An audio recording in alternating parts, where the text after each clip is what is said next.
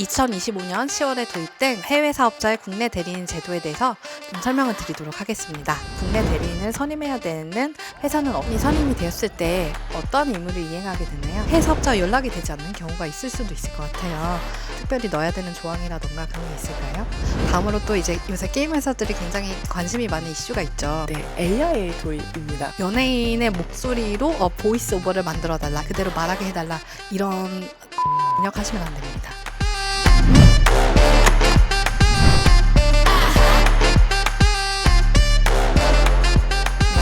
도장 찍기 전에 두 번째 시간 2부를 시작해 보도록 하겠습니다. 여전히 홍가연 변호사님과 함께인데요. 이번에는 2025년 10월에 도입된 해외 사업자의 국내 대리인 제도에 대해서 좀 설명을 드리도록 하겠습니다. 네, 이 제도가 최근에 시행된 만큼 궁금하신 분들이 매우 많을 것 같은데요. 그러면 해외 게임 사업자 중에 국내 대리인을 선임해야 되는 회사는 어떤 회사들인가요? 네, 해외 사업자 중에서 전년도 전체 매출액이 1조 원 이상인 자 또는 전년도 기준으로 이동통신 단말 장치에 설치된 건수가 하루 평균 1,000건 이상인 게임물을 배포하는 자 중에 하나에 해당되면은 이런 의무가 발생하게 됩니다.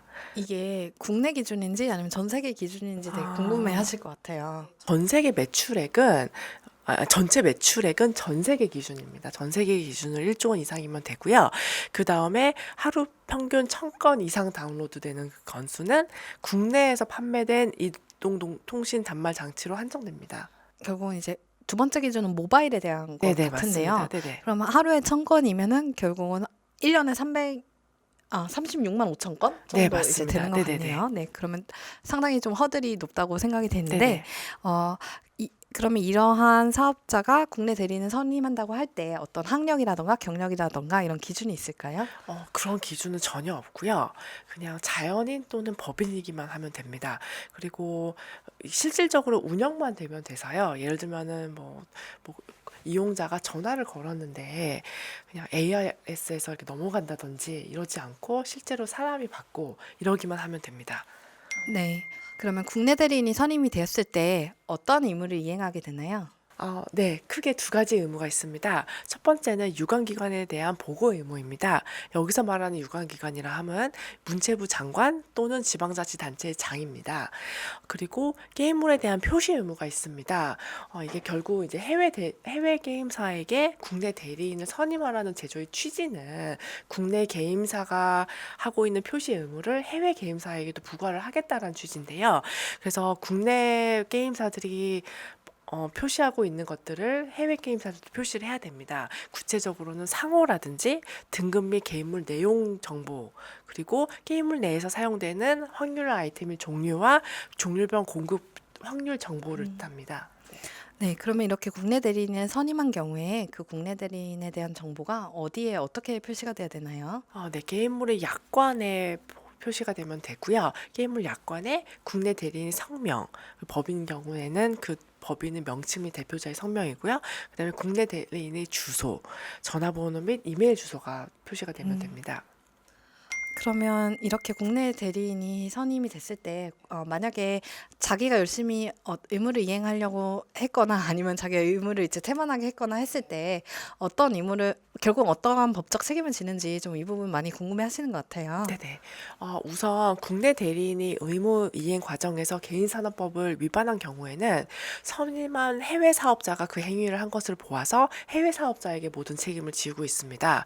그래서 국내 대리인과 해외 사업자 사이는 그냥 민사적 위임 관계에 불과하게 되고요. 모든 게임산업법상의 책임은 해외 사업자가 부담하게 됩니다. 즉 국내 대리인 잘못으로 인해서 발생한 행정적 제재나 형사 책임은 모두 해외 사업자가 부담합니다. 그러면 이제 국내 대리인이 의무를 이행하지 않았을 때, 예를 들어 뭔가 표시해야 되는데 그것을 제대로 알려주지 않았다라고 했을 때 해사업자는 약간 결과적으로 그것으로 인해서 어떤 행정적인 제재가 있었다? 뭐 그런다면 그거에 대해서 손해배상 책임을 좀 묻고 싶을 수도 있을 것 같아요. 네, 맞습니다. 네네. 네, 그런 거는 실제로 어떻게 진행이 되나요? 네, 그런 경우는 모두 민사상 손해배상을 요구하는 절차로 진행을 하게 되는데요. 다만 현재 국내 대리인에 대한 직접 과태료 조항을 신설할 필요가 있다는 논의가 있습니다. 그래서 앞으로 법령 개정 추이를 좀 살펴볼 필요는 있습니다. 네. 그러면 그 반대로 이제 국내 대리는 열심히 의무를 이행을 했는데 해외 사업자와 연락이 되지 않는 경우가 있을 수도 있을 것 네네. 같아요. 그러면은 그러한 것을 이제 좀 피하기 위해서 국내 대리인이 해외 사업자 계약을 체결할 때 특별히 넣어야 되는 조항이라던가 그런 게 있을까요? 네, 우선 국내 대리인은 뭔가 이렇게 면책이 되어야 되잖아요. 그래서 이에 대비해서 해외 사업자와 체결하는 계약에 면책할 수 있는 부분을 다 넣으면 좋습니다. 그래서 우선 해외 사업자의 이메일 주소나 주소, 전화번호를 구체적으로 다 넣고, 그 다음에 예를 들면 국내 대리인의 해당 주소로 통지를 하고 반송 이메일이 없는 경우에는 유효한 통지로 간주한다. 이런 내용을 넣으면 좋고요. 그 다음에 국내 대리인이 해외 사업자에게 전화, 메신저, 우편 등의 방법으로 추가적으로 통지를 할 수는 있으나 이를 하지 않아도 의무 위반에는 해당되지 않는다는 점을 명백히 넣으면 좋습니다. 그리고 네. 예를 들면 해외 사업자가 연락처가 변경됐을 수도 있잖아요. 근데 변경된 사실을 국내 대리인에게 알리지 않아서 통지가 안 된 경우, 그런 경우에도 국내 대리인이 책임지지 않는다. 이런 조항을 넣으면 안전합니다. 네. 결국은 이제 해외 사업자에게 어떠한 의무가 있다는 것을 전달을 해야 될 때, 네네. 뭔가 보고해야 돼서 그것에 대해서 질문을 할 때 가장 효과적인 어떤 의사소통 수단이 국내 대리인 입장에서는 이메일이 될 것 네, 같은데요. 맞습니다. 그래서 네. 이메일로 내가 전달을 하면 그것이 유효한 전달이다. 이것을 좀 명확히 하기 위해서 그런 네네. 조항을 이제 넣는 것 같습니다. 그리고 또한 협조 요청 이메일들을 증빙으로 좀 보관을 해 놓으시고, 가능하다면 상대방의 수신 확인도 이렇게 확보해 놓으시는 게 좋습니다. 네. 지금까지 이제 국내 대리인 제도에 대해서 알아봤고요. 다음으로 또 이제 요새 게임 회사들이 굉장히 관심이 많은 이슈가 있죠. 아, 네. AI 도입입니다. 네. 네, 제가 본 많은 이제 유소 게임사들이 자체적인 AI를 이제 개발하려고 하고 그렇게 해서 좀 더 게임을 효율적으로 개발하기 위해서 노력을 하는 것 네, 같아요. 그 부분을 이제 변호사님과 좀 더 알아보려고 하는데요. 네. 우선 게임사 입장에서는 이제 생성형 AI로 만든 여러 가지 결과물들이 저작물로 인정받을 수 있을지 여부가 가장 궁금할 것 같습니다. 생성형 AI로 만든 결과물이 저작물로 국내에서 인정이 되고 있나요? 네, 기본적으로는 AI가 만든 생성물은 저작권이 인정되지 않는다라고 이제 많이들 생각을 하시는데요. 실제로 프롬프트만 이제 사람이 입력하는 경우에는 그 말이 맞습니다. 결국은 왜냐면 저작물로서 인정이 되기 위해서는 인간의 사상과 감정을 표현을 해야 되는데 단순히 프롬프트를 입력한 것만으로는 인간의 사상과 감정을 표현하지 않았다. 인간의 개입이 없다라고 보는 것이죠. 인간의 사상과 감정을 이제 무조건 표현할 수 없는 건 아니고 다양한 방법을 통해서 보완을 할 수가 있습니다. 예를 들어서 AI가 어떠한 결과물을 만들어냈을 때 그 여러 가지의 결과물을 하나의 화면에 조합을 한다거나 그 결과물의 어떤 구체적인 수정을 거쳐서 상당한 어떤 창작성이 인정될 만한 부분을 일부라도 이제 만들어내면 그 부분에 있어서 이제 저작권이 인정될 수가 있습니다. 그러한 사례들이 실제로 저작권 등록에 성공한 사례들이 우리 국내에서도 많이 있고요. 좀 재미있는 사례를 하나 소개해 드리면 하나의 시나리오를 쓰고 그 시나리오의 내용에 맞춰서 구체적으로 프롬프트를 입력해서 분위기라던가 실제적으로 등장인물이 해야 되는 행동이라던가 배경 같은 걸 아주 구체적으로 입력을 해서 여러 개의 영상을 만든 후에 AI가 생성을 한 거죠. 그 영상을 이제 길이를 늘리고 줄이고 또 이제 자르고 붙이고 해서 결국 하나의 완성된 어떤 영상을 만들었을 때 그 영상 전체에 대해서 이제 저작권이 인정된 사례가 있습니다. 네. 그렇다면 생성형 AI를 사용할 때 자신의 저작물이 저작물로 인정받는 것도 중요하지만 타인의 저작권을 침해하지 않는 것도 중요할 것 같은데요. 타인의 저작물을 침해하지 않기 위해 프롬프트 입력 시 주의해야 할 사항이 있을까요? 기본적으로는 타인의 저작권을 이제 침해하지 않으려면은 프롬프트에서 내가 알고 있는 저작물을 이제 입력하지 않아야 돼요. 예를 들어서 피카츄 풍의 어떤 네네. 몬스터라던가 모 작가의 화풍을 따른 어떤 그림체, 네네. 어떤 캐릭터 이런 것들을 이제 요구하지 않아서 프롬프트가 기존에 존재하는 어떠한 저작물을 따라하지 않도록 하는 것이 굉장히 중요합니다. 다들 궁금해하실 것 같은데 혹시 좀 구체적인 예시를 들어주실 수 있으실까요? 네. 제가 방금 이제 말씀드린 것처럼 어떤 피카츄를 닮은 몬스터라던가 아니면 뭐 어벤져스에 나오는 특정한 어떤 캐릭터를 입력하면서 그 캐릭터를 닮은 인물 그런 것 것들을 입력하지 않아야 되고 또 의상이라던가 뭐 소품 같은 걸 만들 때 이미 존재하는 어떤 특정한 가방 같은 것을 예를 들어서 염두에 둘 수 있어요. 뭐 에르메스의 버킨 스타일의 어떤 가방 이런 것들을 이제 입력하시지 마시고 귀여운 느낌의 노란색 몬스터라던가 아니면 뭐 고급스러운 느낌의 가방이라던가 이렇게 하는 것이 프롬프트 입력할 때는 중요해요. 네. 그리고 실존 인물의 얼굴이나 음성 같은 것들은 네. 초상권이나 퍼블리시티권도 문제가 될 수 있을 것 같은데요. 네, 맞습니다. 이제 실존 인물 같은 경우는 말씀하신 것처럼 얼굴에 대한 어떤 권리를 가지고 있어요. 초상권이든 퍼블리시티권이든. 그리고 그것이 얼굴에만 미치는 게 아니라 음성에도 미칩니다. 그래서 아무리 내가 좋아하는 어떤 연예인이 있다 하더라도 그 연예인을 닮은 어떤 남자 캐릭터라던가 연예인의 목소리로 보이스 오버를 만들어 달라. 이 대사를 이제 입력하고 그것을 이제 그대로 말하게 해달라. 이런 프롬프트를 입력하시면 안 됩니다. 네. 그렇다면 어떠한 경우에 이용자에게 고의나 과실이 있다고 봐서 저작권 침해가 인정될 수 있을까요? 기본적으로 저작권 침해가 인정되기 위해서는 의거성이라는 것이 충족이 돼야 되는데요.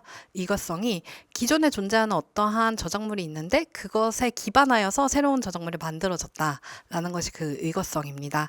따라했다는 거죠. 따라했다. 그런데 그 의거성이 충족되려면 보수적으로 볼 때는 이제 그 프롬프트를 입력할 때 어떤 저작물의 존재를 인식하고서 그것을 일부러 따라서 만들 수 있는 프롬프트를 입력을 했다. 그런 경우에 저작권 침해가 인정될 수 있지만 사실은 이런 경우는 좀 쉬워요. 그런 건 바로 직관적으로 이해를 할 수 있죠. 근데 프롬프트를 내가 그렇게 의도해서 입력하지 않았는데 결과적으로 내가 전혀 알지 못했던 어떤 저작물과 내 저작물이 내가 최후에 만들어낸 그래서 게임에 포함시킨 캐릭터가 예를 들어서 닮아 있을 수가 있어요. 네네. 그럼 그런 경우에 이제 권리자가 문제 제기를 했을 때 나는 몰랐다는 말로 그 저작권 침해가 부인될 수 있냐 이 부분이 조금 아직은 불확실한 부분인 것 같습니다. 왜냐하면 이제 법원에서는 AI 자체가 타인의 저작물을 이제 학습한 결과물이고 그 AI 모델을 이용하여서 결과적으로 기존에 학습되었던 것과 유사한 결과물이 나올 수 있다는 것을 그 이용자가 인식을 하면서도 AI를 이용해서 이 캐릭터를 만들었다라고 생각을 해서 의거성을 이제 인정해줄 가능성이 그래도 있다고 생각이 되고요. 네. 네. 그렇다면 뭐 모르고 사용했으면 문제 안 된다. 이런 뜻은 아니라는 말씀이시네요. 아무래도 아직은 이제 판례가 없다 보니까 좀 네네. 주의하는 것이 필요하다 이런 네, 것이죠. 알겠습니다. 그렇다면은 생성형 AI를 활용할 때 저작권 침해 분쟁을 예방할 수 있는 방법이 좀 있을까요? 아까 이제 말씀드린 것처럼 이제 고의가 되지 않도록 프롬프트에서 타인의 저작물이라던가 어떤 작가의 이름이라던가를 언급하는 것을 이제 피해야 되고요. 두 번째로는 그렇게 해서 완성된 결과물들을 구글 렌즈라던가 TinEye라던가 하는 다양한 툴들을 이용해서 기존에 존재하는 어떠한 창작물들과 비슷한 점이 없는지 확인을 해보고 만약에 그런 것이 발견이 되면 최대한 유사하지 않게 바꾼다거나 아니면 아예 새로운 캐릭터를 만든다거나 하는 것을 이제 고려해 볼 수 있습니다. 네, 그렇다면 사내에서는 창작의 기록을 혹시 남겨두는 것이 도움이 될까요? 네. 창작의 기록을 남겨두는 것은 두 가지 측면에서 도움이 되는데요. 만약에 내가 저작물을 이제 일부 그렇게 해서 AI의 생성물이 처음 나오고 그 생성물을 좀 수정해서 사용을 한 경우에 아까 말씀드린 것처럼 인간의 개입 부분을 기록으로 남겨서 이것에 대한 권리가 우리 회사에 있다. 저작권이 인정되고 우리가 그 저작권을 가진다라는 것을 입증하는 데도 도움이 되고 동시에 내가 프롬프트를 입력함에 있어서 타인의 권리를 침해할 만한 어떠한 프롬프트를 입력하지 않았다라는 것을 이제 기록으로 남겨두고 두는 데 있어서 도움이 됩니다. 네. 잘 알겠습니다. 그렇다면은 그렇게 남기면 좋을 창작 기록에는 어떤 것들이 있을까요? 기본적으로 언제 어떤 AI 모델을 사용해서 어떤 프롬프트를 입력해서 첫 번째 결과물이 나왔는지 그리고 그 결과물이 나온 것을 내가 어떻게 수정을 하였는지 수정한 이력을 남겨두는 것이 좋고요. 그리고 마지막으로 최종적으로 나온 결과물을 어떠한 툴을 이용해서 저작권 침해 여부를 확인하였는지 이런 것들을 이제 남겨두는 것이 도움이 됩니다. 네. 그렇다면 회사 입장에서는 구체적으로 어떤 프로세스를 도입하는 게 필요할까요? 네, 제가 이제 게임 회사 다니면서 느낀 것이 있는데 네네. 여러분들이 다양한 게임 회사를 빠르게 이직을 해서 2년 다녔으면 어머 오래 다녔다 이렇게 말씀하시는 네네. 회사들도 많이 있는 것 같습니다. 그러다 보니까 정말 이 게임이 출시가 돼서 문제가 생겼을 때 그 AI를 이용해서 최종적으로 이 캐릭터를 만든 직원이 다니고 있지 않을 수가 있어요. 맞습니다. 그래서 기록을 아까 같은 기록들을 남겨두는 것도 중요하지만 그 기록을 찾을 수 있는 것도 중요하거든요. 그래서 폴더를 다 정해놓고서 각 게임별로 그 구체적으로 어디에 저장을 하는지 AI 사용 기록을 어디에 저장하는지를 이제 놔두고 그리고 그 게임 파일명도 정해서 빠르게 검색이 되도록 하고 그 저장해 놓는 구체적인 양식을 만드는 것도 중요합니다. 누가 언제 어떠한 프로그램을 써서 1차적으로 나온 결과물이 무엇인지 그 다음에 어떠한 또 다른 툴 를 이용해서 어떻게 최종적으로 수정이 되었는지 그리고 수정 과정에서 고려됐던 사항들은 무엇인지 그래서 이렇게 수정된 결과물들이 계속해서 이제 나와 있는 것이 좋고요. 마지막으로 아까 말씀드렸던 저작권 침해 여부를 확인하기 위한 툴을 사용했던 기록들도 다 남겨두는 것이 안전합니다. 네, 감사합니다. 잘 이해가 되었습니다. 네. 오늘 홍가연 변호사님과 함께 이제 개발사들이 해외 퍼블리싱 계약을 체결할 때 주의할 사항과 해외 사업자의 국내 대리인 제도 그리고 마지막으로 게임 회사의 AI 도입에 대해서 알아보았습니다. 네, 변호사님 좀 어떤 시간을 보내셨는지 아니면 마지막에 이제 변호사로서 포부가 어떠한 것이 있으신지 좀 이렇게 밝히는 시간을 가지고 마치도록 하겠습니다. 네, 저도 참 많은 것을 배울 수 있는 자리였습니다. 그리고 국내 대리인 같은 경우는 딱히 다른 자격이 없기 때문에 훌륭한 국내 대리인이 되고 싶습니다. 네, 이제 국내 대리인을 기왕 이제 선임하시려는 혹시 해외 사업자분들이 이 영상을 보고 계시다면 이 DLG에 준비된 대리인들이 많이 있으니까 저희 DLG를 꼭 찾아주시기 바랍니다. 네, 그러면 여기서 마치도록 하겠습니다. 감사합니다.